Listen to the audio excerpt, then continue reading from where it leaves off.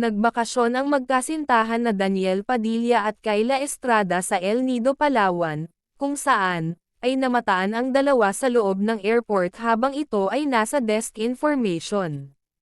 Makikita din ang dalawa, habang ito ay papasok na sa airplane, at habang si Daniel ay busy ito sa pagpapicture ng fans ay umuna naman sa pag-akyat si Kyla. Talaga naman sinusulit ng dalawa, ang kanilang free time, habang pareho silang hindi pa busy ay nakipag-bonding nga ang dalawa, sa kanilang mga kaibigan, at pamilya, kung saan, ay spotted na nga ang magkasintahan sa isang beach sa Palawan, makikita kung gaano nag-enjoy ang bawat isa lalong-lalo na si Kyla Estrada.